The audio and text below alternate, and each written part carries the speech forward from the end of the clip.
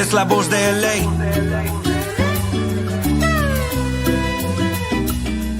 It's like una galaxiana, come and kick it with us. I bring the bossa nova beats and talk the club that we love. Another year to adjust, and Will Kuntz we all trust. 6 titles in the cabin, tell the haters shut up.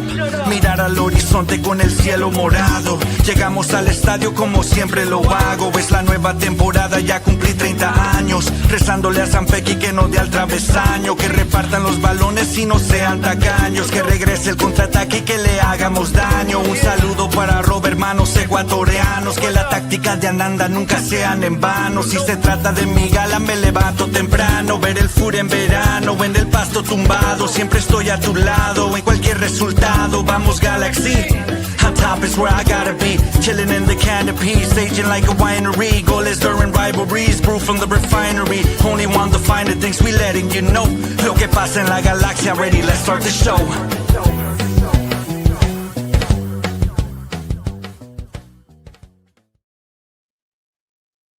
Hello, hola, and buenas, and welcome back to another episode of La Cuna Galaxiana, a podcast always made with love for all you LA Galaxy fans and all you international soccer fans too. We're going to be talking about some international soccer today, so hang on to your hats. And today, as well as international soccer, the LA Galaxy gets another bite at the apple as they get a chance to avenge last weekend's 2-1 away loss to Dallas, but this time the visitor turns host as the Galaxy will be home to face off against FC Dallas on Saturday, October 11th. We'll look at what, if anything, the Galaxy took away from last week's loss, how this game might be different from last week's, who might step up for LA, and what the Galaxy needs to do to avoid the wooden spoon. We'll be joined once more by José Téllez, founder of Goals TV, who will be here to fill us in on what's been up in Dallas over the past week, and if the Galaxy can expect more of the same pain this weekend. Plus, we bring you an international soccer roundup, and we ask all you guys if this is the beginning of the end for Inter Miami, as they have lost another member of the Barca foursome that joined Lionel Messi at the beginning. Is it all crumbling? All of that and more coming up on La Cuna Galaxiana tonight. But before we go any further, I am one of your co-hosts tonight, Rob Halon. You can find my written work at the Sporting Tribune. And of course, since I'm here, you know that El Papá de Nata, the one they call El Gitano Perdido, the cosmopolitan one himself, Ananda Kirana, is here with me.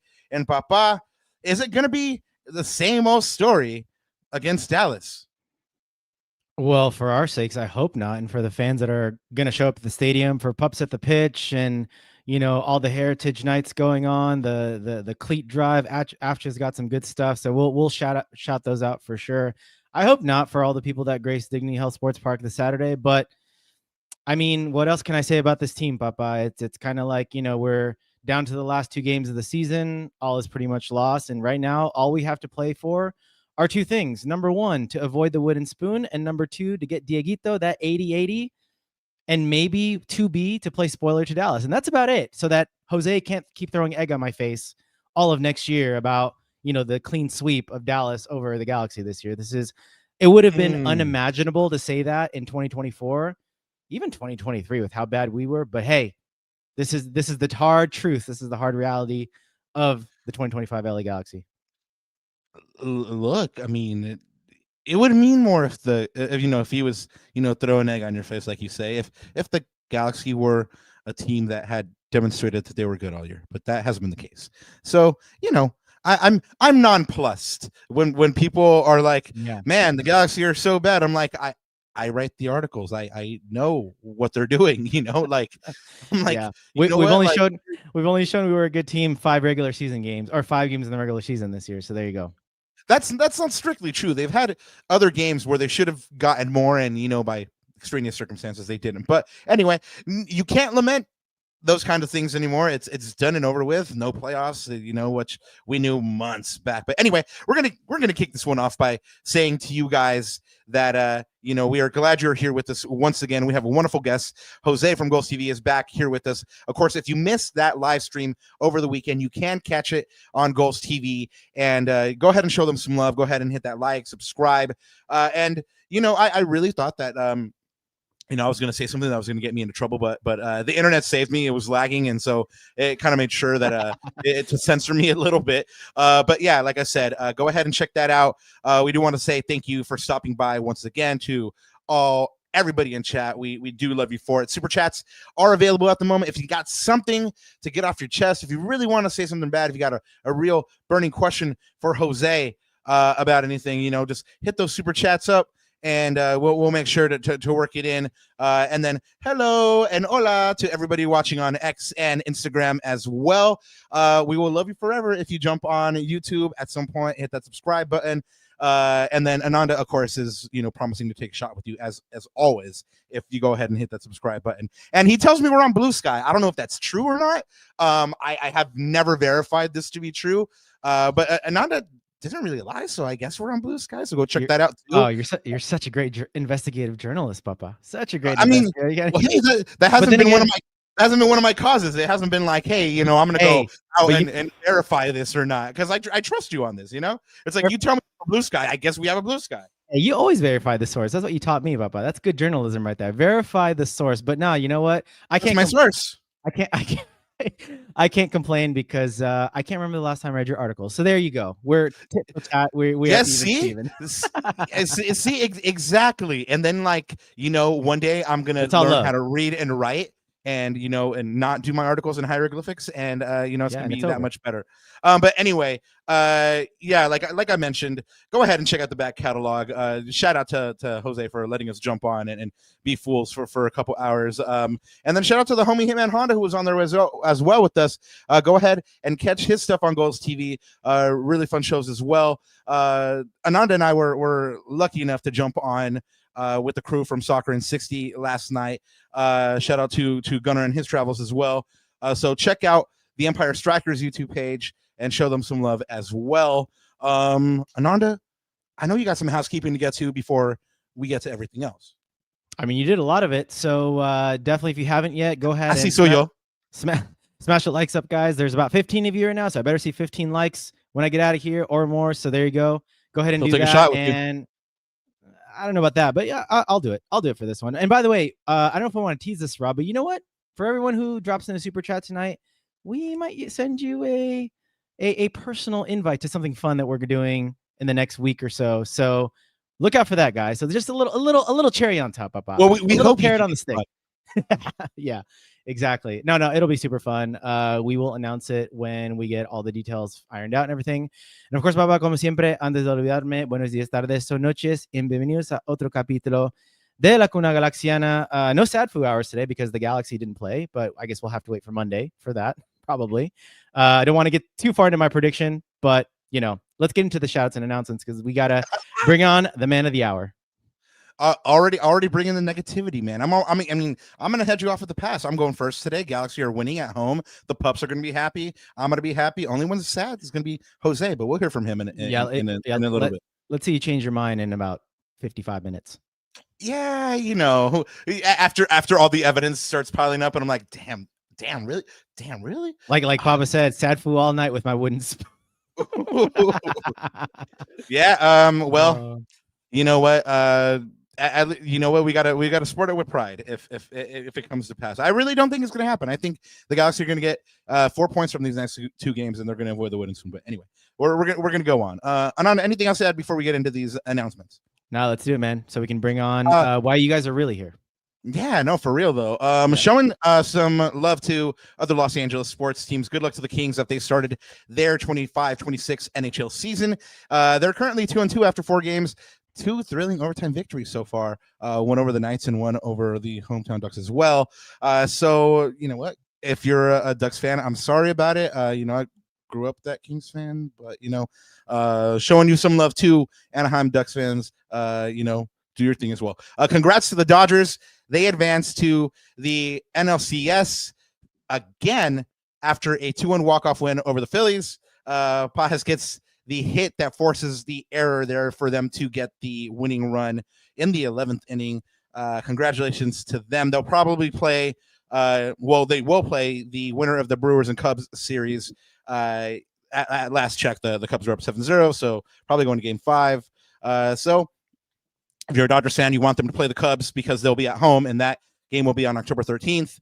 And, if they play the Brewers, it'll be on the same day, but in Milwaukee. So anyway, congratulations to the Dodgers for making another conference series.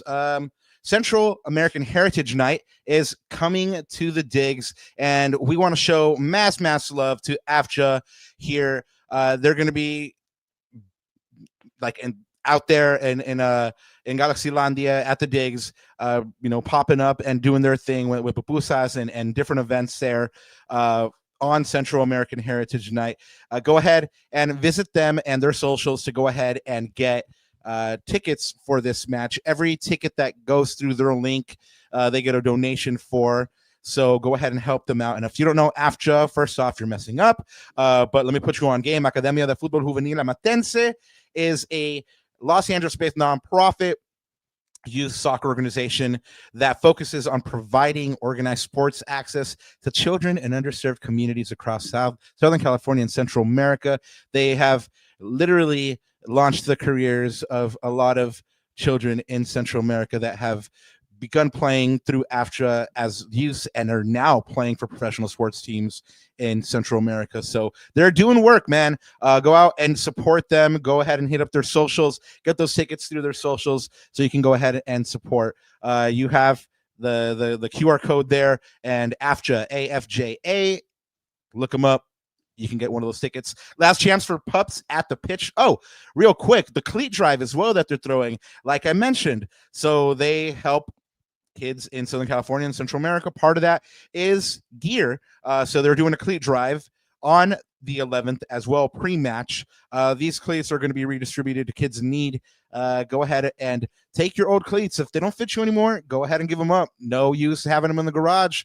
Your wife won't yell at you. Your mom won't yell at you. Come on, just go ahead and donate them. I'm speaking from experience. Anyway, this is the last chance for pups at the pitch.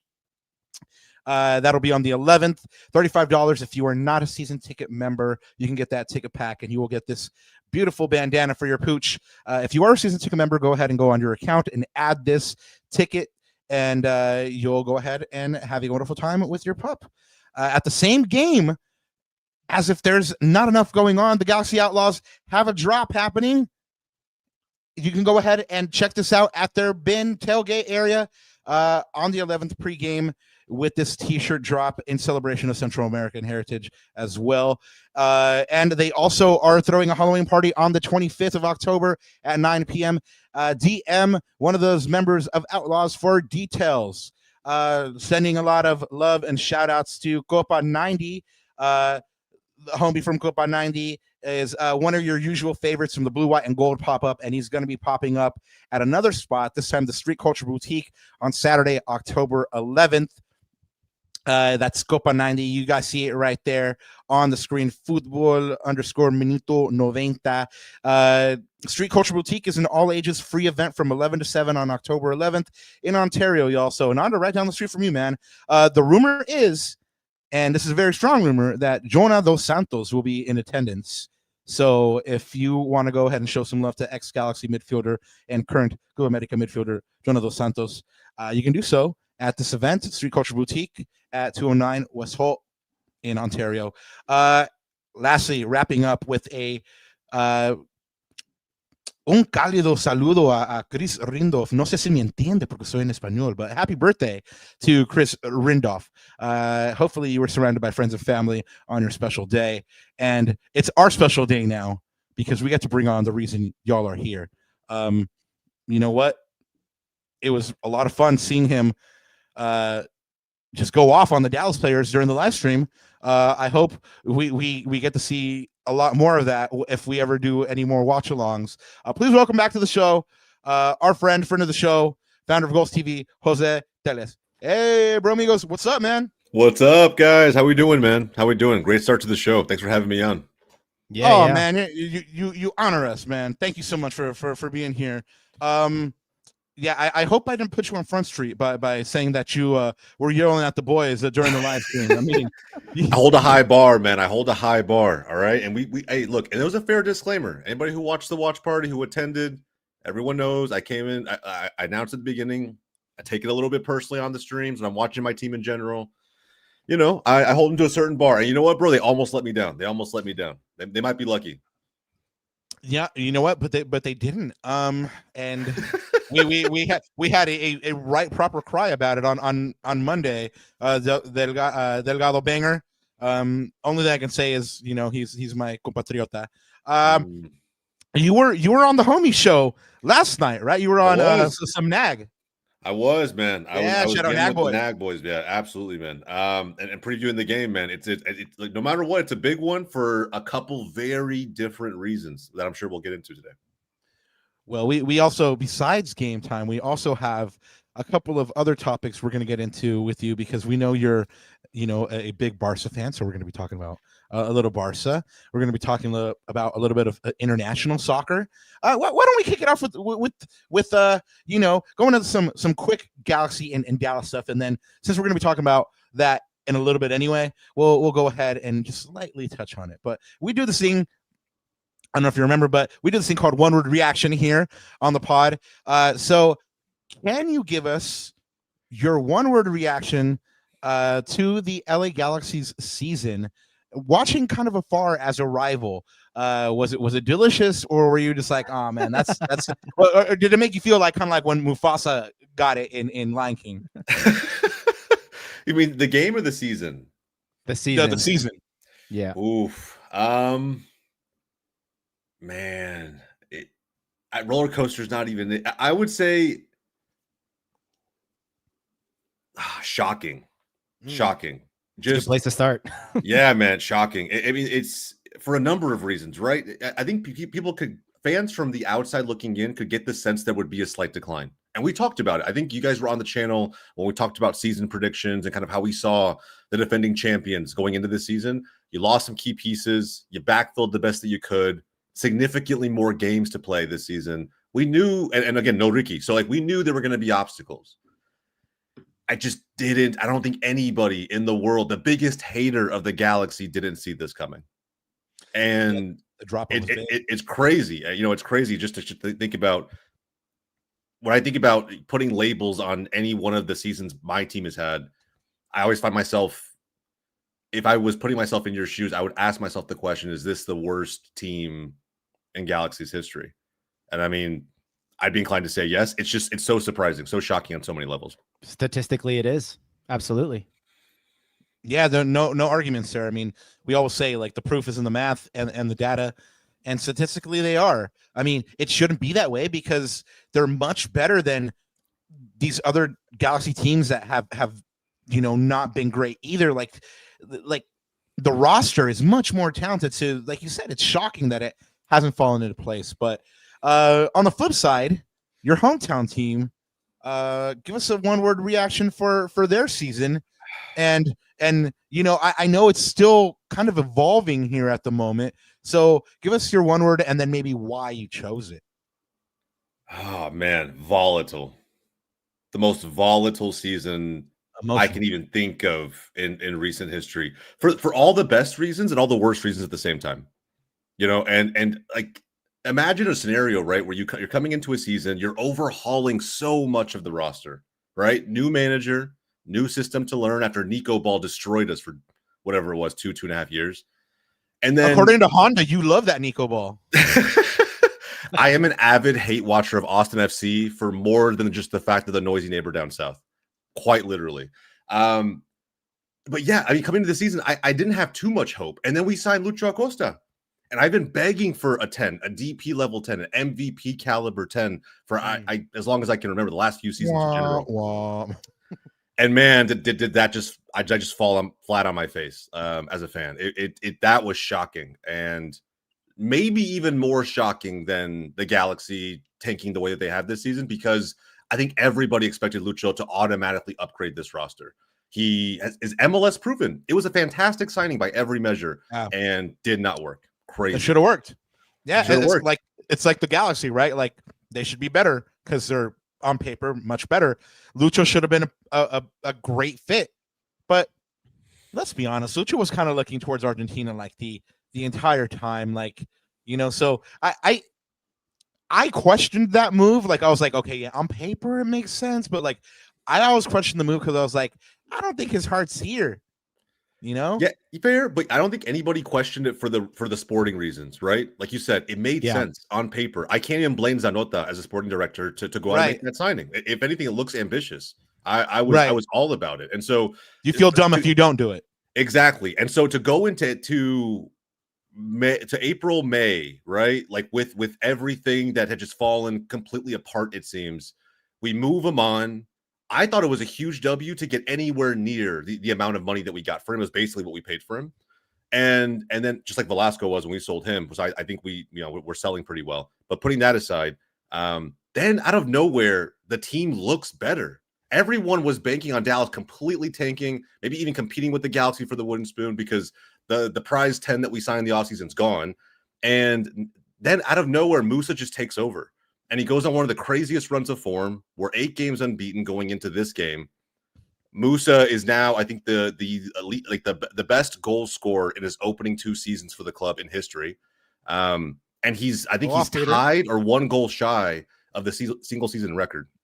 Top 5 scorer in the league right now. Didn't think that was possible, even when we signed up for whatever amount of money that we got him. So, man, it's just, dude, I'm up and down right now. I don't know how to feel about this game. You guys saw how emotional I was in the live stream for the last game. This one means even more.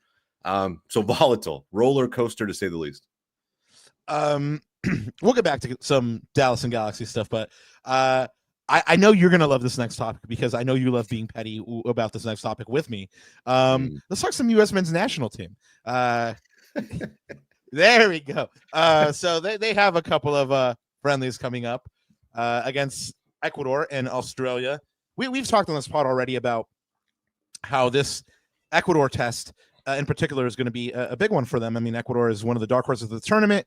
They have a stacked midfield and a very, very good defense that doesn't leak goals. In fact, had the best qualifying record in South America for defensively. What would you like to see out of this U.S. team in this window? I mean, they don't necessarily need to be wins, right? I mean, but you just want to see a good showing or not? I mean, are we at the point where you're just like, they need to start putting W's on the board? I personally, this is probably a hot take. I don't care as much about the wins. I really don't. I think at this stage, I want to see 2 things at a broad level. I think one, I want to see players play themselves out of a roster spot for this World Cup. I think that's what Poch is doing. I think if you really look at it, some of these players he's calling up, logically, the only reason it would make sense to me was if they were still an unknown, and I got to see if maybe this player makes a mistake or doesn't, make the decisions they need to in terms of being able to compete at a World Cup stage, play themselves out of a position. I think it's the only thing he's still trying to learn about some of these call-ups that he's bringing in, some of these players he's bringing into camp. So at a broad level, I want to see that, right? Who doesn't fit with this roster? I have a good sense of who it could be for the majority of the pool, but I want to see who plays himself out. On the other side, identity. Give me something. Give me a sense of how we're going to play at the World Cup. Just anything. Are we going to be a team that sits up in a mid block and because of the speed we have on the outside and the finisher we have up top, we play a lot in transition, right? Or maybe we are going to control the ball, but there's going to be a different type of system that we try to implement in the attack to break other teams down. I don't know. I think at some point though, we have to get a sense of what Poch is trying to do. I don't think we have that answer yet, and so maybe through the players that we have, that could very much be it. But I'm willing to bet he's still, for whatever reason, this close to a World Cup in this learning phase that we need to try to work ourselves out of and start establishing some sense of consistency. McClellan, indeed. If you know, if you know your Civil War history. Going from the U.S. men's national team to the Baby Nats, who are in Chile, and they're doing their thing. They're balling. And they just took out the Italians 3-0, led by Benjamin Grace, who now has 5 goals in the tournament. He's, I believe, currently the tournament Golden Boot. Next up, the U.S. U.S. Baby Nats play Morocco on Sunday at 1 p.m. Pacific. That's going to be a cracker of a game, man. I'm definitely going to catch that one. Oh, and I forgot to mention this cracker of a game against Ecuador and the U.S. men's national team is tomorrow, Friday. If depending on when you're listening to this, which multiverse. But anyway, if you're listening to this live, it is tomorrow. Jumping back to José Paintsil, who was with Ghana and had an assist in their 5-1 win over Central African Republic. Their next match is in 3 days versus Comoros. Congratulations to Joseph for his assist, and hopefully it gets a start in the next one. Ananda, do you want to maybe fill us in on this one? Well, I got to, because we have some ties for this one. While José Paintsil had some luck with Ghana, this fella that Jose may know and the Indonesian national team had a little less luck. To be fair to him, I want to say he was playing half injured. I don't know. You could probably illuminate that little info, Jose. But they fell 3-2 to Saudi Arabia. Look, Saudi Arabia is a very, very good team. Indonesia opened the scoring, but then the Saudis scored 3 unanswered. And so dude, Asian qualifying, by the way, is insane. Let me tell you that first and foremost. But basically, their next game is this Saturday in a must-win game to keep their qualifying hopes alive. Honestly, Jose, you would have been proud because Paes made some incredible saves in this game. This could have been 6-7-2, honestly, if it wasn't for Paes. So I know he's been doing the business for the national team. I'm sure you're itching to see him come back. But yeah, I mean, how long has he been out? Has he been out for a couple months now, right? Yeah, man, it's been a couple months, and I would say like max, he's probably playing at 50% in this game. He hasn't even had minutes. Yeah, exactly. That's the thing. Like he hasn't even had minutes. Coyotes, and even when Coyote got injured, we had the third string keeper come in. So Paes is as great as he is. I mean, he was doing the absolute best he could for this game with what he had. Yeah, absolutely. What do you think? What do you think the chances are for Saturday and against Iraq? I mean, it's a much more winnable game than Saudi Arabia, but this is it's one of those things, Rob. It's a 3-team group. So everyone plays each other twice, and it's the best out of 3. So if you lose your first game, like Indonesia just did, you're in a hole. And the winner of these 3-team groups are automatically qualified. And if you finish second, there's a whole nother qualification process that requires another pod. So there's a lot of like qualifier. Yeah, it's like MLS. It's like trying to understand MLS salary cap, to be honest with you. So Ram. Yeah, but super interesting. I don't know if anyone here. I know like Steve in the chat, like he has some ties with Korea. I know like I'm telling you, Asian qualifiers, gnarly, like super gnarly. Fun to watch though. I will say with Saudi Arabia too. I mean, it's just a tough team that's most likely going to win the group. So at the end of the day, it's just you kind of know that a little bit going in. So this game against Iraq is extremely important for Indonesia. So it's a must win. So to see who gets the next qualifying round, basically. Yeah, because like I said, if you finish first, you qualify, you automatically qualify. But then Indonesia's going to need some help. Saudi Arabia and Iraq is the last game, so we'll see, man. But like I said, super interesting, super competitive. But yeah, this is what football is all about, Papa. David and Goliath, cheer for the underdog.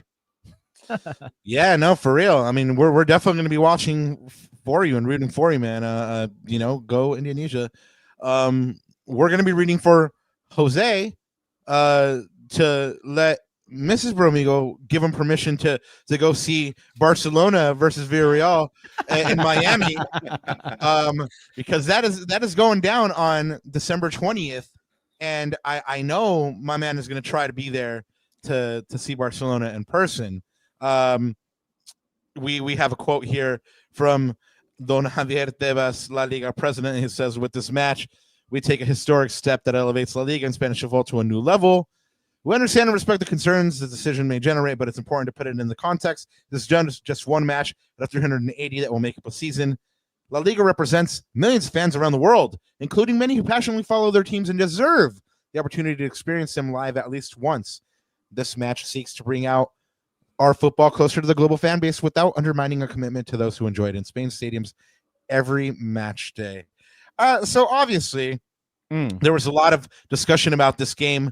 Ananda, Jose, a lot of people didn't want it to happen. Now that it's going down, it's a certainty that it's happening.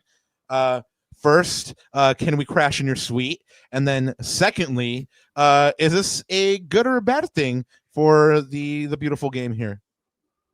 Yeah, let's it's tricky to ask me that question, right? As a Barcelona fan. It really is. It's a tricky answer. And I think as an American Barcelona fan, right? There's a bunch of fans all over the world, and then there's the opportunity to watch this team in your backyard that maybe comes around, I don't know, every few years if you're lucky, through summer exhibitions and whatnot. So would I love to see my team in person here in the States? Of course. Put that aside, it's a dangerous precedent this really sets. Very, very dangerous. I think from a number of perspectives, right? Because then I ask myself, what's next? What else are we going to play? Where are we going to see Premier League games being played? Where are we going to see Liga matches being played? Yep. We're already seeing the Spanish Super Cup being played in Saudi, right? Though the semifinal and the final, it's already happening outside of Spain. But I think the people that I feel the worst about, it really are Villarreal fans. This is a game they probably circle on their calendar at La Ceramica every season. Right. That fan base is ready to show Big up. match for them. Massive match. And especially this season when Villarreal is so strong. They're such a strong team in Europe. Champions League too. I just think, again, this is such a massive match for La Liga. I mean, they will give Barcelona trouble, and Barca's on another title hunt when it comes to La Liga. So look, man, if we look back at this game at the end of the season and Villarreal misses out on some crucial position by a point, 3 points, whatever it may be, you just have to ask yourself what could have been possible had they played in front of their fans. Yeah, man, I think from the purist in me as a football fan, yeah, I'm not a fan of this. I think they should have kept it where we know their fans are going to turn up in droves. Yeah, pobrecito los de Villarreal. We do want to call out a couple super chats. One from the homie Rauli G. Gracias, Papa. He says, Órale, cuneros, hit likes in which Dieguito luck. Yeah, I mean, Órale, we're Papa. pulling for him. It would be amazing to see him get 80-80 against Dallas or Minnesota here. He has 2 games to do it here. And we do have another one here. The homie Adams, he says, where does Jose see FC Dallas in the standings? I'm maybe that's next season. Next season, I think. Okay. Man, next season's tough to predict, man. It really is. I think if Dallas, the one position that's eluded us for so long now, because Ferreira, when he was here, kind of acted as both striker and 10. We need a 10, right? We tried it with Lucho, didn't work. We literally have 1 DP on the roster right now in Petar Musa. It's time for a big signing, 2 potentially. So, man, if we get into playoffs this season, we win a match, right? Progress past the first round. I think Quill will have a lot of great things to build on. And I don't know, man. I could see my goal for next season would be like a 6th, 7th placing, something above the play-in, which is where I think we'll end up finishing this season. We have after school special from Rowley G in the chat. He says, hit the likes, not la pipa. We agree. That's sage advice. Good job, Rowley. Moving along to the MLS 22 under 22. That list dropped. One of the biggest names that topped the list was Obed Vargas. The midfielder is obviously ranked very, very high. I was actually, well, first off, there were no LA Galaxy players or FC Dallas players on this one. But Ananda, I thought Harbor was going to make an appearance on this one. Were you surprised that, Harbor was left off? I just don't know if he played enough, meaning if he was consistently like on the, because remember, Rob, at the start of the season, he played in those CCC matches, but not so much in the league, maybe a couple games. And then it kind of tailed off, right, when some of the guys got back from injury, etc. So yes, but no, like I feel like these names are probably well deserved. But I don't know, guys. It's pretty sad. Well, let me ask you guys this, Rob. You've been asking all the questions today, but if you look at this list, obviously there's no FC Dallas or Galaxy players. I mean, what does this tell us about each of our teams, if anything? Does it say anything about our teams, you think? I'll let Jose roll on this one. Yes and no. I think we've had players as recently as last season on that list, Patrick Delgado being like one of them. Right. I think it does say something about FC Dallas and our identity as a club, considering that, we have this great pipeline everyone raves about of talent from the academy through to the first team.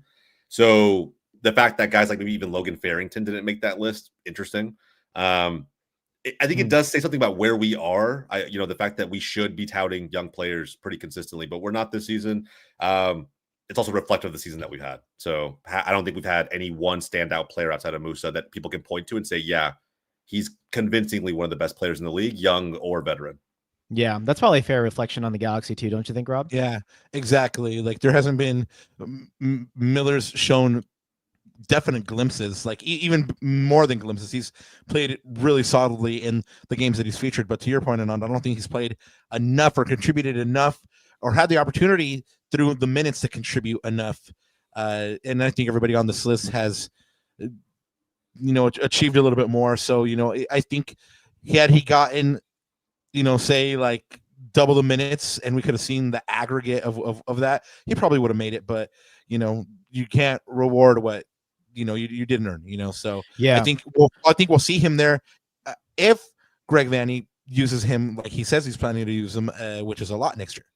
Yeah, I was gonna say too, just to build on that, like my visceral fan reaction was like, man, like we should develop more young talent. But then you bring up the points about Harbor Miller and some of the guys that we're playing now.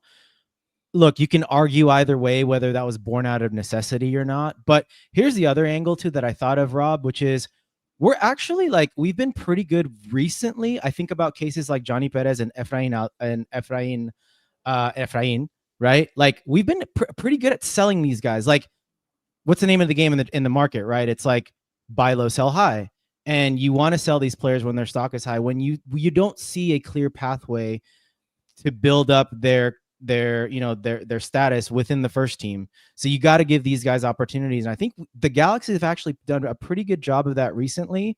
Now, granted, last year was really hard to see Jalen Neal go, but sometimes you have to make those business decisions. So like I guess my visceral reaction was tempered because I think about some of those sales, and you have to do that as an organization to move on, right?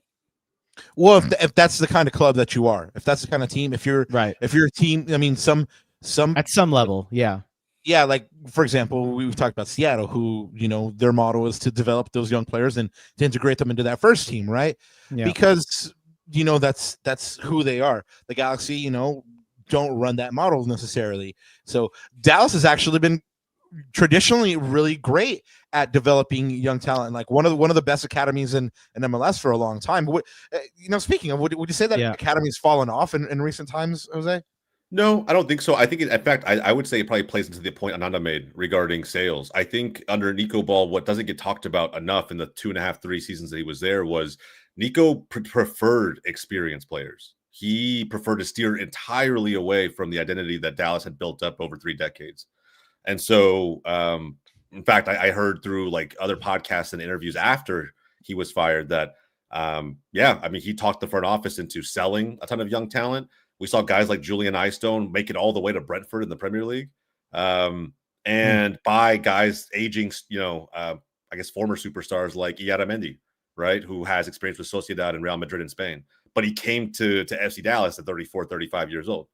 So it's just one of those things where I think we lost our way under Nico, and I think it's pretty unrealistic to ask Quill to just, with the snap of a finger, go back to what we were.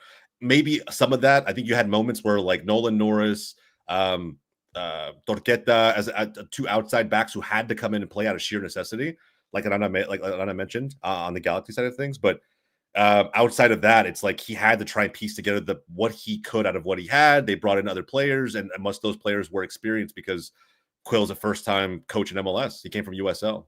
So you got to give him something to kind of rely upon as a foundation. But I do believe that he has this vision for getting back to what we were. He's an old Dallas Burn favorite. He's FC Dallas at heart. So he knows the traditions of the club. Very much so. Very much so.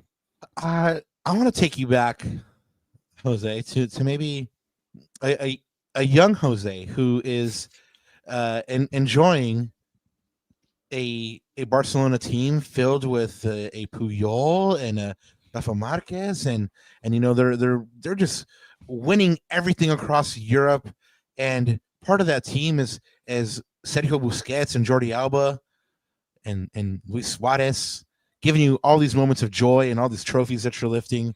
Look at you wearing that shirt all proud. Sure. So how sad are you to see kind of Sergio and Jordi Alba riding off into the sunset? I mean, Sergio already announced a couple of months ago. And then before their match on match day 38, Jordi Alba announced that he would be retiring as well. So how does this make you feel as a lifelong Barca fan? I mean, talk about how special these two guys are in your heart, and their place in kind of like footballing history. Has coming to Inter Miami diminished that legacy at all? Busquets has been referred to as one of the best DMs in history, and Alba as one of the best left backs in history. But I mean, what do you feel about it all? First, I mean, does it get you in the feels? Does it make you feel a little long in the tooth yourself? What's going on? It does. That's how I got there. That's how I got there. Hey, I'm not no bullshit. I almost teared up a little bit when Busi got announced as retiring. And this is crazy because I posted about this on Twitter. I don't know if you didn't see the post. Essentially, what it said was, I remember in 2009, 2010, somewhere around that season when this new manager came in, Pep Guardiola from the B team, didn't really know a ton of them, and he made a decision to let go of Yaya Toure, let him go to England, and replace him with this gangly, scrawny kid from the academy that I didn't even imagine how he could play defensive mid in Champions League when the games are physical. I questioned everything.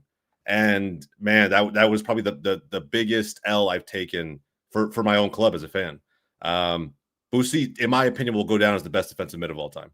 I can't think of another CDM who could do what he can do, who has the touch, the composure, the vision, the sheer ball control to make even the best midfielders in the world look pedestrian, and it's crazy what I've seen him do. I'm going to miss him a lot, man. I feel like on my channel, we've gotten the reputation of becoming Inter Miami haters, which I will say that's rightfully so, right? Justified, actually. Justified. You're like, we've gotten the reputation because it's true. It's true. Because I have this like underdog mentality with my own team, and I apply that to everything I love about MLS. So it's difficult to support this super team that these villains that MLS have created with Messi and the crew. But at the same time, bro, I can't even imagine how I'm going to be when Messi retires. That's what the retirements of Busi and Alba have shown me, is I'm probably not even ready as a fan. I know I'll be emotional about it. But I do think that Jordi, again, talking so much about Busi, but on Jordi's side, I still think he's also one of the most underrated left backs in history. I think everyone points to guys like Marcelo as like the most dominant left back, that we've seen of the generation. Roberto Carlos. Yeah, I never hear anyone throw Jordi Alba's name out there, but the guy's won everything. He's completed football. Yeah, man, I have a very special place in my heart for all four of these guys on the screen.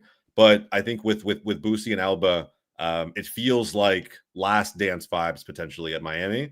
We'll see what that does for them in the playoffs. But yeah, man, I'm watching Inter Miami games now no longer as a hater, but simply as a fan who's trying to appreciate and soak up every minute I have of these guys left. So now it leaves just Messi really from this group. I mean, the rumor is that Suarez is maybe riding off into the sunset after the season as well. It gotta be, right? Like, I don't know how much cartilage is left in those knees, Papa. Like, it's gotta be, right? Hey, man, don't tell the man what he can and cannot do. Hey, this is speaking from someone that doesn't have much cartilage himself. So there you go. It takes one to know one. Yeah, but you know what?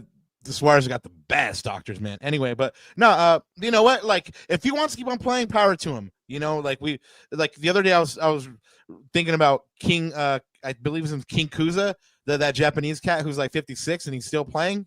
Y'all know who I'm talking about? Yeah, man. Yeah. Like he hasn't hung it up yet. He's still. I mean, if you love the game, play, man.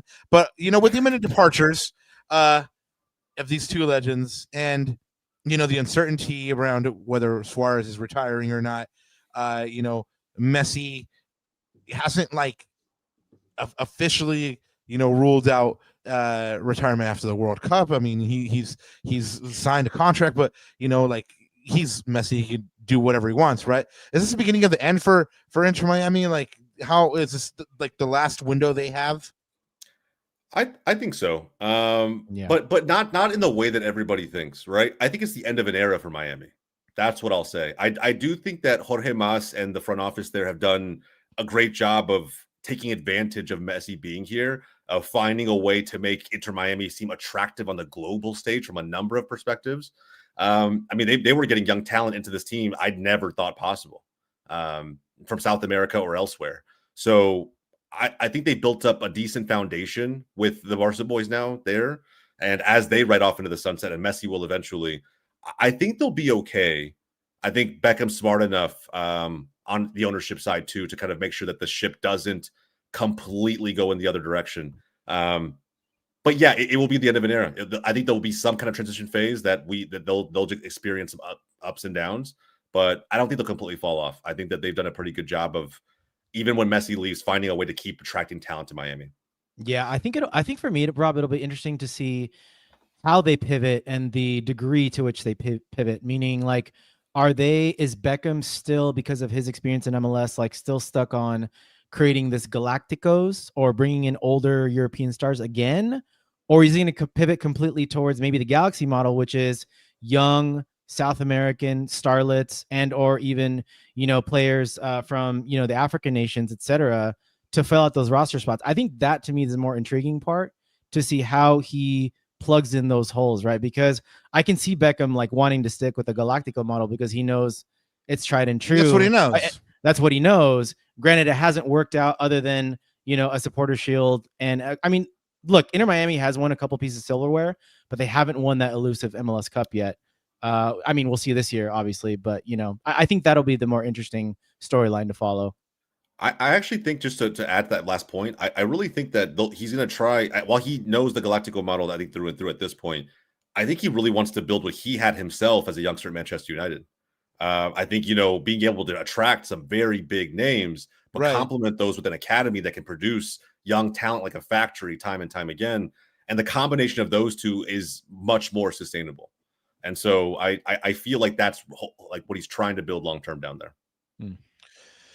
It's not a bad model. And you're right, Jose. I mean, they're still able to attract that talent. I mean, the recent rumor that I believe I just heard today or yesterday is that they're after Reguilon, Spurs star. So, I mean, they're still able to attract these names, right? Before we go any further, Jose, how about you put us on game? Let us know where we can find Goals TV, where we can find you, and yeah, we'll go ahead and get into this preview proper here and see what has changed from last week to this week. Absolutely, man. No, I mean, guys, on YouTube, Goals TV, you'll see plenty of Ananda, plenty of Rob, along with tons of other creators who come on and give their takes, hot takes, cold takes, everything in between. And if you might have heard of guys like Eric Quill, has got his own Unleashed series on that channel as well. Everything from MLS to USL. Come check it out. I'd really appreciate it. Man, Ronaldo's been dropping some truth bombs as of late. He's really good. Yeah, you guys should check that out. Really nice series. My favorite is when he caps on Alexi Lawless, but that's just me. I mean, I'm just gonna keep it a buck. That's what I enjoy. You know what? I'm gonna take it back to the comments here really quick. Our Primo Comments 96 says, "Do some real journalism and explain why Rindov is allowed to play with headphones." I have said to you guys before that I'm gonna ask him what those are. So yes, I promise I will do that before the season is. There's the graphic. Done. Yeah, there's the graphic. But you know what? I was thinking about it, y'all. And if the pitcher from that Keanu Reeves baseball movie Hardball can pitch with the headphones, why can't the homie Chris Rindov play with the headphones, man? Like, hey, is that like great some movie. like It's a great do movie. it for G baby? Is that do it for like, G baby? I like that. Is that some like new open AI device that I don't know about? Like, what's going on here, guys? Like, exactly. No idea. No idea. Go here, like, oh, maybe it's ratatouilleing him. That'd be crazy. Anyway, and on that bombshell, on that bombshell, we're gonna go into this game preview, and yes, this is serious journalism, guys. Stay tuned. So guys, everybody knows the Galaxy are in last place in the Western Conference, but after 32 games, that's a 5-18-9 record to be exact. 24 points, 0.75 points per game, -22 goal differential. However, somehow, some way, they still have a chance not to take the wooden spoon. They're just 1 point back from DC United, and they have a game in hand. So, as I mentioned, at most, DC United can only get 28 points, whereas the Galaxy has the opportunity, if they take all 6, to get 30. Look, Ananda, I did math. And look, Jose is holding back so long because Rob, we're doing maths to figure out if we're going to avoid the wooden spoon. That says it all. He's holding back. It's great. No, I mean, it's wonderful. What a great time to be Galaxy fan. That's what we've been reduced to. But you got to, at this point, like, don't run from it. Just own it and be like, all right, like, I mean, do you want the wooden spoon? No. So it's like, okay, how you gonna not get it? Well, this is how you not get it. If you really want to be sure, go ahead and take all 6 points, and then agreed. You don't get the wooden spoon. Anything less than that, you're playing with fire, right? So you need at least like I said, you need a tie and a win, right? Although DC's goal difference is nasty, so yeah, we would win on goal difference at least. But I don't know how the tiebreakers play out. But again, like you said, you don't want to even think about that scenario. Yeah, unfortunately, the Galaxy haven't kept a clean sheet in 8 matches. Their roster is decimated with injuries and international roster appearances, and they're going to play the team that just took them out pretty handily.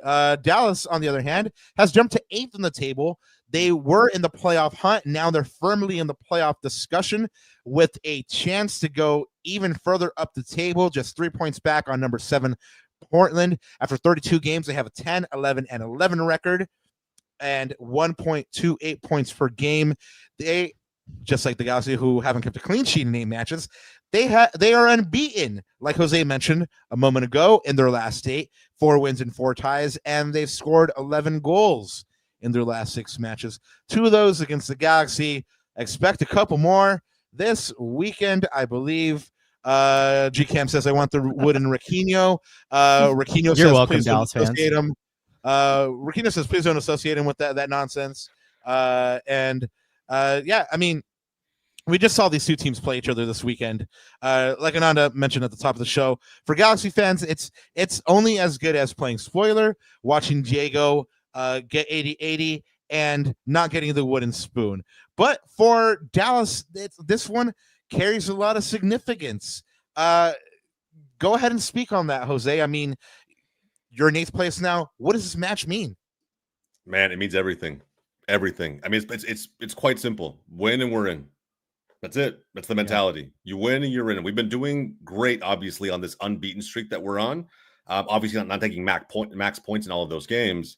But if anything, this is, again, just the second leg of this matchup, right? This play-in tie, if you will, that stretches across 2 legs. Because I'll be honest, regardless of who Vancouver fields the week after, I'm not counting on that game. It is this matchup, win and we're in. And I still think that there's something that we didn't see in game 1.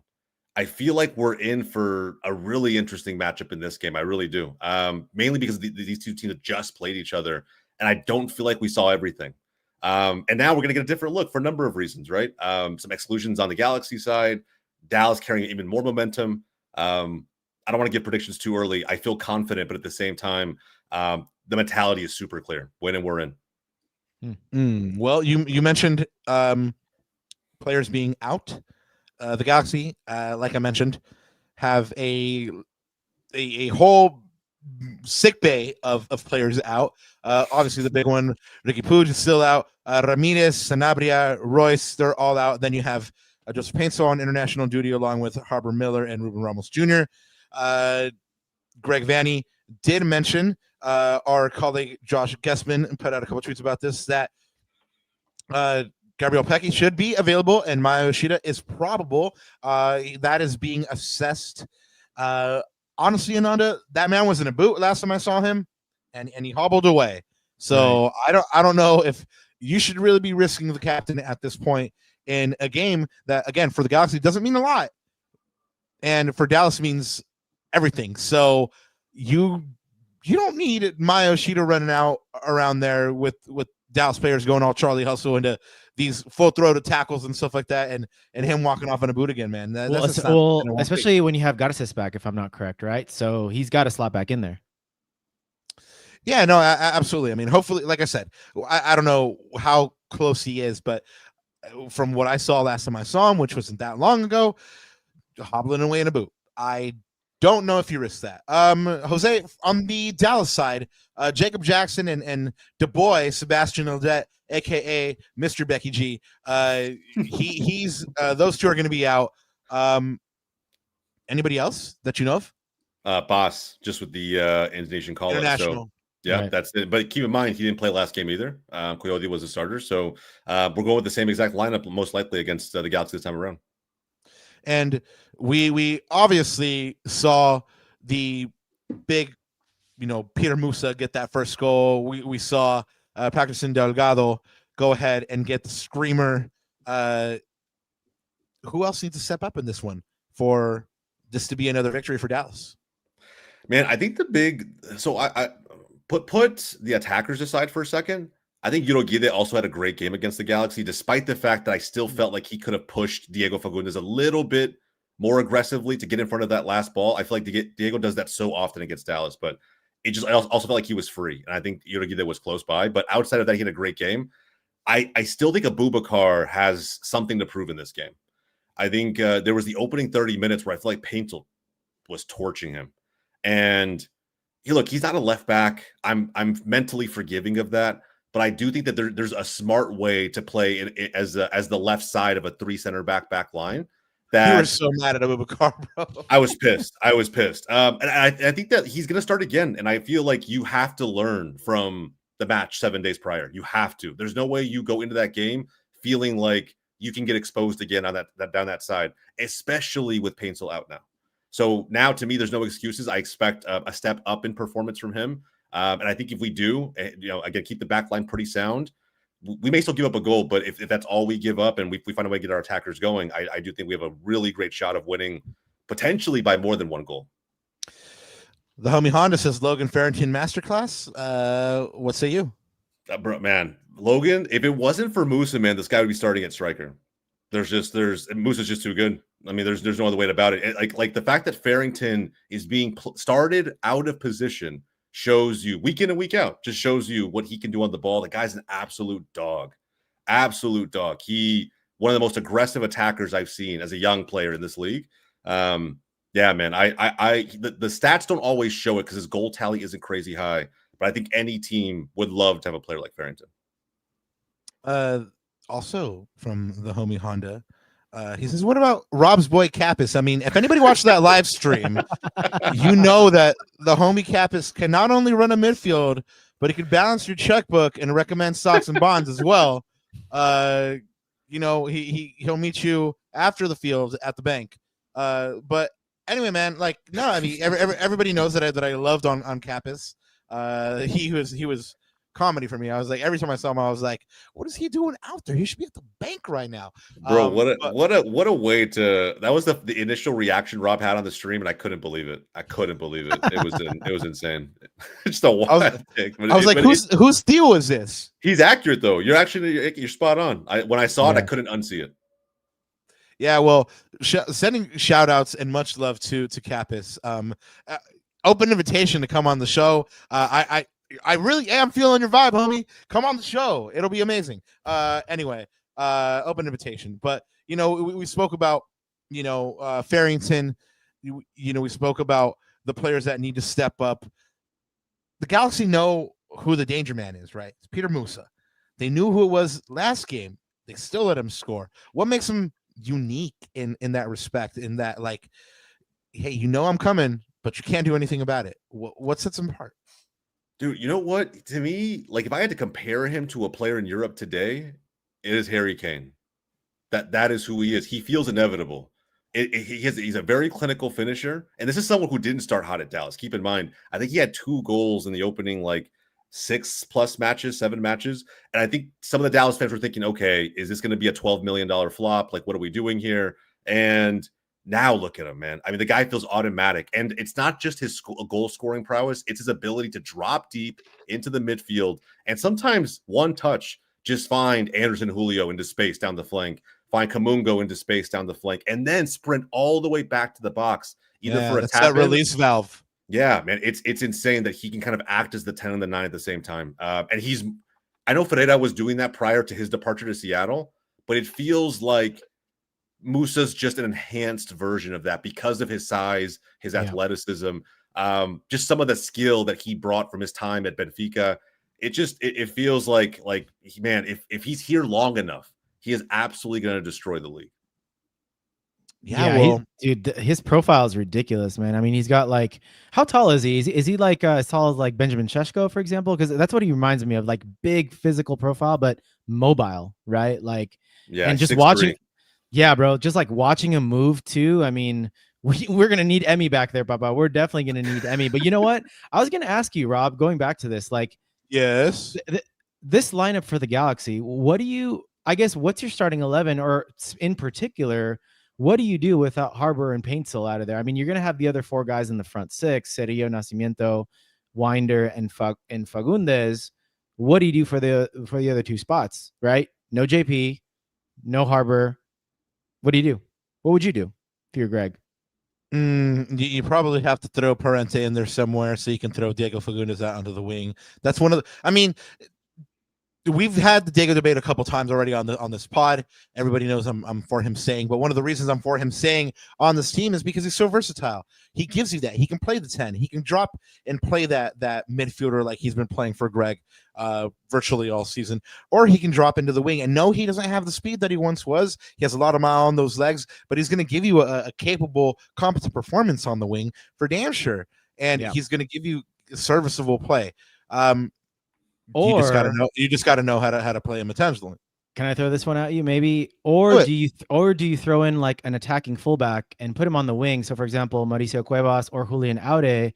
I'm thinking about Julian Aude's particular on the left-hand side, because if you play Diego, what Diego's going to do, he's not going to stretch the pitch and hug the touchline. He's going to cut inside. So what do you need? You need a runner coming outside to create those time and numerical advantages that Greg always likes, right? So do you do that now on the left-hand side, knowing that Diego is going to look for that cut inside? Or do you put in a guy like Cuevas who has really good delivery? It's going to be interesting. I think that, to me, is an intriguing call. And then, Papa, who do you start? One-word answer, Novak or JT? Novak. There you go. I mean, I spoke on it last night.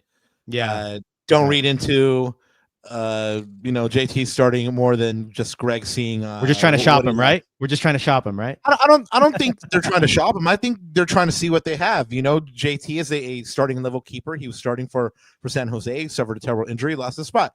I mean, but he is a starting level goalkeeper in MLS. He's already proven that. So Greg's seeing what he has. I mean, does he actually have competition in that goalkeeper position next year? I mean, the sample size is too small, I think, for them to decide. They see him every day in training, but a game day situation is much different. So, I mean, if you see JT for the rest of the season, don't be surprised. But I don't think it's anything more than, hey, we're just checking out who we have. Because if it does turn into one of those things where Greg is like, no, it is Micovic, and you know what, the development and Brady Scott has been great too, so we're going to make them in the number 2, then you have a valuable asset in JT that you can go ahead and shop if you so choose. Fair enough. Oh, we're gonna give this one to Jose. Fill in the blank for the Galaxy. No, for FC Dallas, right? No. I'm gonna give them both. Okay. I'm gonna give them both. Okay. I'm gonna give them both, actually. But I'm going to give them the Galaxy first. So, who was it? Confucius Lao-Tzu, who said, know your enemy. So for the Galaxy to win this match, they have to do ... They have to stop Petar Musa. Yeah. Simple enough. Simple enough. You stop him, you probably win. Too bad. It probably won't happen. For FC Dallas, to win this match? They have to feed the beast, or what? Or is it more than that? No. I honestly think for FC Dallas to win this match, we have to defend clinically in transitions. It was way too open at so many times. If the Galaxy were even slightly better or more clinical with finishing, or at least taking advantage of the right decisions in the right moments in the attacking third, probably a much different game, especially in the first half hour. So I feel like they were making it rain with opportunities in the first 30 minutes. I think and much of that came in transition. So I think if we can defend well in transition, really, really good chance to win this game. You know, Jose, you mentioned something a while ago that I made a point to comment on, and then I just plumb forgot until this moment.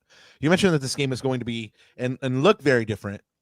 We've already talked about the players that are going to be missing or not here for the Galaxy. So it'll look different there, but also it'll look different because of conditions.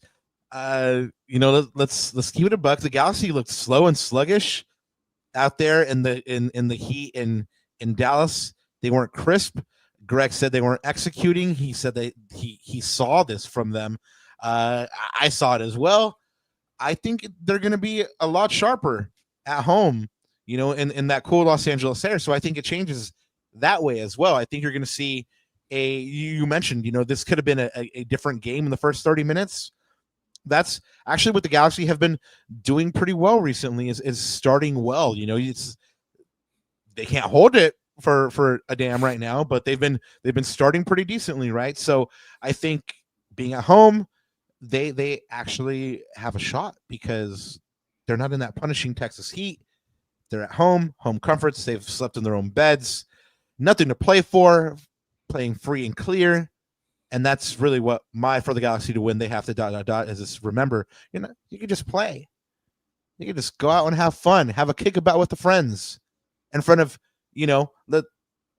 let's say 12,000 people, because I don't know if a lot of people are going to come out to this game, but you can just go out and have fun, right? You make it sound so easy, like a Sunday morning, Papa. So you make it sound so easy. That's what I do. I go out and have a kickabout with my friends, and occasionally I score a goal or two. I mean, I wish that the Galaxy or this team would have, I wouldn't say nonchalant attitude, but just more of a nothing to lose mentality. And I take it from that perspective. But man, I talked about this the other day or last night on Soccer 60, which was the Galaxy just give up goals in the most inopportune times. I mean, Papa, that first goal was okay. I even said it on the stream. You could pull up the tape. Keep this at 1-1. Let's get into halftime. Let's get in the dressing room and regroup. And what do? We give up a goal right before the end of the half. And it's those goals that demoralize a team, whether it's before the end of halves or, for example, after you score, they score 2 minutes after. Those important moments in the game, they change the face of a game. And so for me, the Galaxy just have to manage this game properly and not, throw a stinker in the most inopportune times. And that's absolutely, and for a fragile team like the Galaxy, that absolutely demoralizes and destabilizes a team, especially when your top defenders aren't there, especially when you're a horrible defensive team like the Galaxy. You need to build from a position of stability and strength, and those things kill you. And that's, for me, the Galaxy just got to manage through the situations, man. I was like, oh, freaking great. 2-1 right before the half. There's no way coming back. I know the mentality of this team. I was like, there's no way they're coming back, even though Jose was just scared shitless in the second half. and for no reason, I'm telling you. And I don't know. Yeah, I was going to say, and I don't know why he was, because they didn't really create a lot. I was just touting that beautiful Los Angeles weather, and eSuper1 in chat says, isn't it supposed to rain? Great. I think that's tomorrow. I think the weather is partly cloudy or sunny. It's going to be a cool 70 degrees, so it'll be perfect. Well, they're not going to win the rain. You just got done saying hey, but you know what? Like Raul G says, man, if rain cancels the game, Lacuna live show at the Dollar Tree on Avalon. I'll see you guys there. Yeah, I'm actually supposed to meet the homie Pate there. He's selling me some Flintstones vitamins. Shout out Peyton. Okay, anyways, yeah, we'll move along. Exactly. So you didn't give us did you give us yours, Ananda, for the Galaxy to win this match? Yeah. I just said we just got to manage through the game. We can't give up silly goals or things happen in the most inopportune times. I mean, that's the death of this team. I'm telling you, the death nail. Yo, you and Doc Rat got together, I heard today. You guys took some turntablism classes and also worked on these betting odds. What's up with that? Yeah, man, we had to go up to the Win to get these. So, we just made the trip back just for the stream. But here's the betting odds, guys. So FC Dallas, away team, 30% chance of winning this game. That's pretty high. LA Galaxy, 44%. They're the home team. Draws at 27%. Projected goals, 1.38 to 1.07. You guys see the lines there. Plus, Dallas at a plus 185. Galaxy, the home team, plus 125. And the draw at plus 290. So honestly, pretty tight because, the bookies are giving Dallas a 30% chance as the away team. And again, I'm pretty sure they're factoring in just the Galaxy's poor record, the fact that they have really nothing to play for, and the fact that Dallas has everything to play for, as Jose stated just a second ago. Yeah, not to mention that Dallas has been a pretty solid away team this season. So there was a whole chunk of the season where we were only winning away matches, not winning at home. So I think it'll be very interesting. Jose, before we get into score predictions, as our guest, we'll go ahead and let you go first on this. But is with the Galaxy, you kind of, I've said it a bunch of times this year. The Galaxy are who we thought they were, right? They've shown us over and over who they are, right? Is it kind of the same thing hold true for FC Dallas? Like, do you get to the situation like this, where, like you said, this game means everything, right? It's winning and you're in. Have they had the tendency to kind of like get to these moments and trip and fall, or traditionally do they come through in this kind of moment? Like, what's the MO usually? I would say in these moments in the regular season, they tend to come through. I would say the ceiling for this team almost always is in that middle of the playoff rounds, right? The second round, maybe, where I don't think it's a mentality issue. I think it's probably just quite literally a skill gap issue in terms of who we play and how our team is pieced together at that moment in time. But keep in mind, right, in recent history, we've also had guys extremely baked into this system, FC Dallas through and through, guys like Jesus Ferreira. This time around, it's probably the most pieced together roster we've had. I don't know how much we know about the mentality of this team. I think all we can rely upon is the fact that they're on this crazy streak. They seem to have found themselves in the most dire moment of the season to put together a streak like this. With being this close, I think this is the ultimate test for them. I think we'll learn so much about their mentality in this game. And I'm hoping that at the end of it, I can say my team is ready mentally to go into playoffs and just see what can happen. So that's how I feel. I think it's very difficult to call. I read an article the other day about Abubakar, actually, and how he was commenting on the mentality and the state of the dressing room at the moment. And he says that he thinks this year is special because, first off, you get the sound by like the usual, oh, we're brothers, right? He's like, we're brothers in the dressing room, right? But sidebar, he also said, we're brothers and we're very together, but we also call each other out and hold each other accountable for our mistakes because we do want to get better as a team and compete for top honors. So I thought that was great, right? Because on one hand, you have that togetherness of the camaraderie of being brothers and being in the dressing room. However, we're gonna call you on your shit, man, because we're all supposed to be pulling for the same thing, right? And so, that's one of the things that I think is beautiful about sport is that camaraderie, And so, but at the same time, in sport, you want to challenge for those top honors. So a really nice quote by Abubakar. Now we're going to go ahead and get into these score predictions. And like I said, our guest is going to go here first in the rematch between the Galaxy versus FC Dallas. Who takes this one? Let's get ready to rumble. I'm going to give the exact same prediction I gave yesterday with the Nag boys, man. I think it's the same exact scoreline. I think it's 2-1 Dallas again. I think it's going to be interesting. I think if I had to put a floor on this game, I think we don't lose. I think it's going to be a draw minimum. But I'm going to say 2-1. I think Musa will find a way to make himself felt in this game again. And I like to think that there's a goal in this back line somewhere off a set piece. I can't bank on Patterson Delgado hitting a screamer from 30 yards again. I think that we really need to find a way to be dangerous on set pieces, which I don't feel we are. And so it would be great to get some momentum on that. You're okay. So I think a Musa goal, a set piece goal, and I would be very happy. Jose's calling a 2-1. Ananda Totoka, I went first last time. Oh, you cheater. Anyways, it doesn't really matter, I guess. Well, Jose just said a second ago that a draw was the minimum, and I'm gonna say a draw is the maximum on the opposite side for the Galaxy. And I think this is probably more of a heart pick than a head pick, but probably I'm gonna go up 1 and go 2-2. I think this is gonna be a very back and forth game. The Galaxy may score first, but I think what's gonna happen is towards the end of the second half, I think we're going to be down 2-1. And for some reason, for pride or for anything else, we're going to, maybe because we're at home and we're trying to give the fans something to cheer about, I think we're going to sneak in a goal at the very end. I don't know how, but I just feel like it's going to be one of those topsy-turvy games. But yeah, man, I think for me, the key matchup for this, you guys talked about Abubakar earlier. I think the key matchup for me is going to be Gabriel Peck against Abubakar. I think I mentioned this on the watch along. Like last year in the playoffs, Peck absolutely torched Abubakar. Now, it hasn't been the same Gabriel Peck, granted, this year, but I think for me, that's the key matchup. Like, that's where we're going to get the most joy.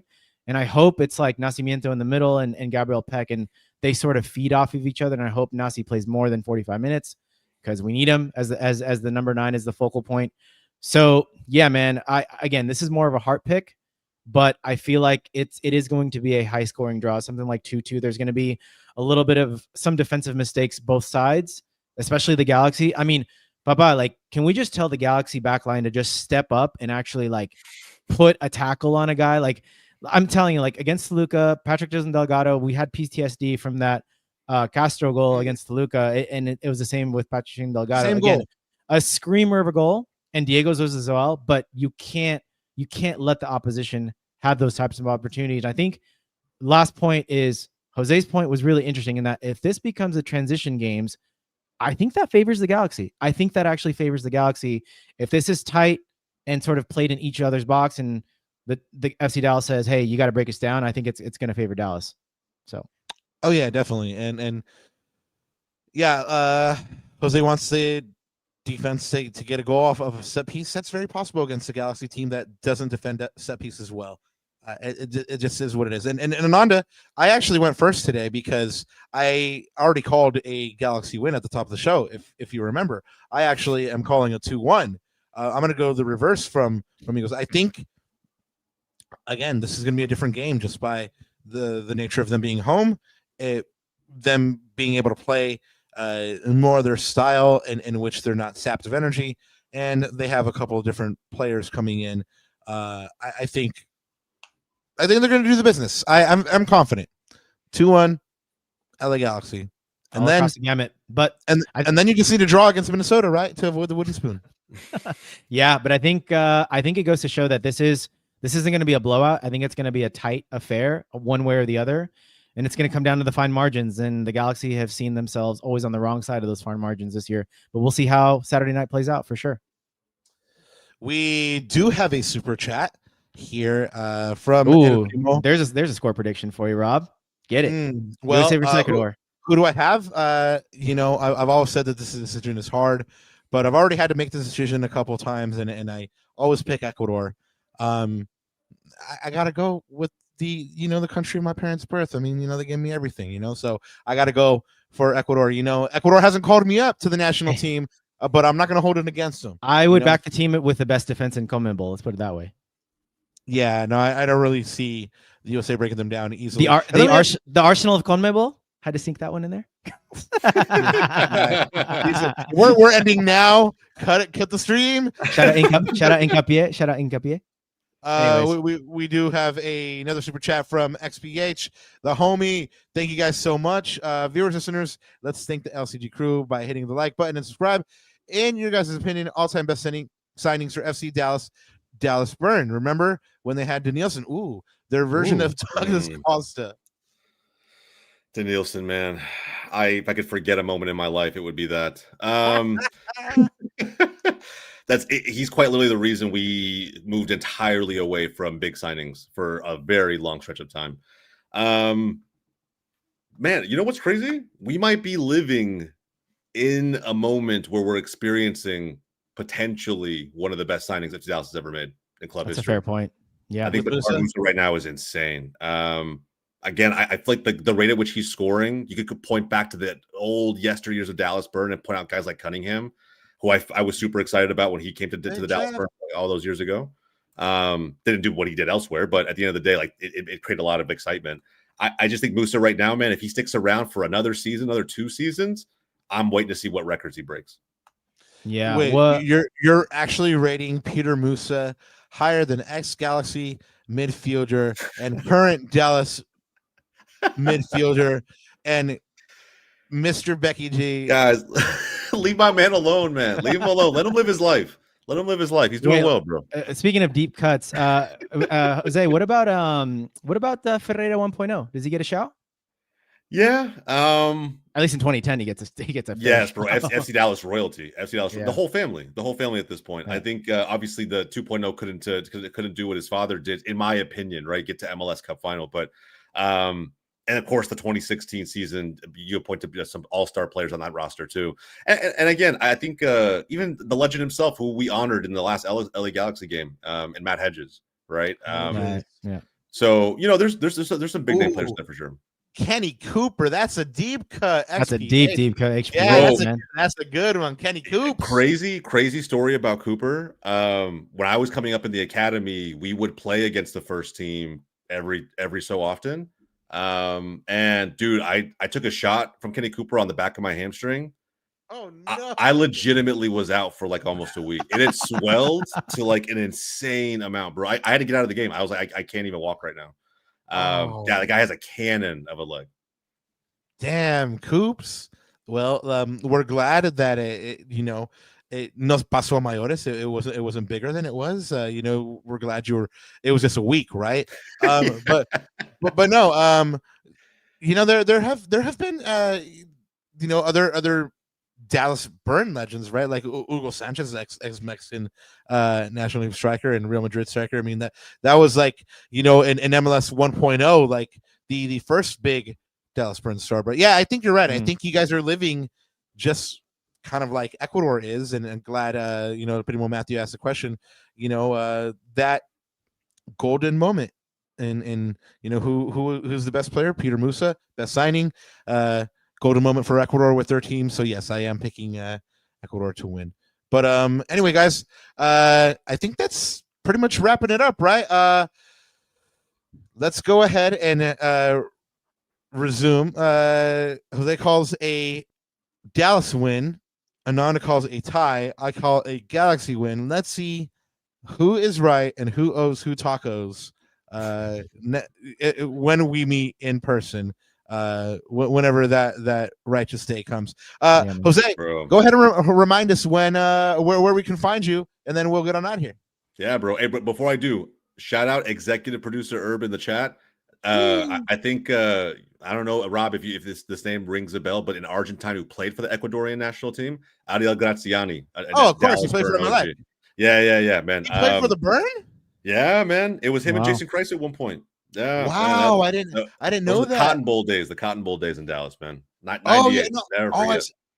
See, I didn't see this comment right here. He just mentioned Ariel Graziani. Alvarez.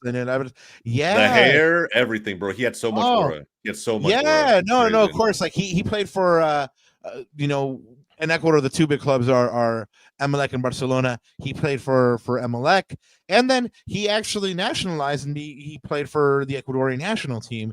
And so for me, Graziani is like top guy, man. So I never knew he was Dallas Burn. That's interesting. I'm gonna, I never really pick up jerseys from other teams, but if I find a Graziani Burn jersey, I might. Bro, if you find Graziani, I want you to call me first, and then we'll figure it out. All right? Don't worry, I probably can't fit it, so it'll go to you. Yeah, him, and then bro, again, another Galaxy legend as well, Carlos Ruiz. I just thought about that right now too. I loved Ruiz's time in Dallas. He didn't do what he did in LA, but still hell of a time. El Pescadito, shout out to him. Yeah, man, absolutely. But yeah, bro, look, again, bro, Rob, Ananda, thanks for having me on, guys. I appreciate it, man. Like I mentioned before, anybody can find me, these guys at times, other creators, Eric Winalda, everybody in between on Goals TV on YouTube. Bro, we're this close to 10K. Show your boy some love. We'd love to hit that milestone and keep the channel growing. Get him. Y'all heard him. And Ananda, on Monday, October 13th, we'll be back. for what 2 should hours? be. God, I hope not. But either. we are prepared for that if need be. We'll put on the Ecuadorian boleros in the background, and we'll all be sad together. But it should still be a good time. So join us for that Galaxy Dallas reaction part 2. This time it's in LA as the Galaxy lock horns with Dallas again this weekend. And like I mentioned, this time it's at the dig, so it should hopefully be different. Don't make me look bad, Galaxy. A week from now, on Thursday, October 16th, we'll be back with you for our last game preview of the year. Sniff, sniff. A preview of the Galaxy versus Minnesota. That match is happening at the digs on October 18th. Well, and or something special that episode, right, Rob? And we'll make the announcements. So hang out in our socials. You heard There him. you go. You heard him. Hang out in our social. We're gonna do something special. Just to say a little thank you to all of our listeners this season, especially this season, and all that good stuff. So stay tuned, guys. You know where to find us at La Cuna Galaxiana. Subscribe, hit the likes, all that good stuff. We're just a couple away from a milestone ourselves, so go ahead and hit that subscribe. Yes, Go ahead sir. and get us there. We would love for you to do so. And as I always say, Ananda will take a shot with you. Guys, thank you so much for being here with us. We do appreciate it. And hopefully we see you back on the next edition of this humble little podcast. Until then, one thing left to say, right, Ananda? Dale. G's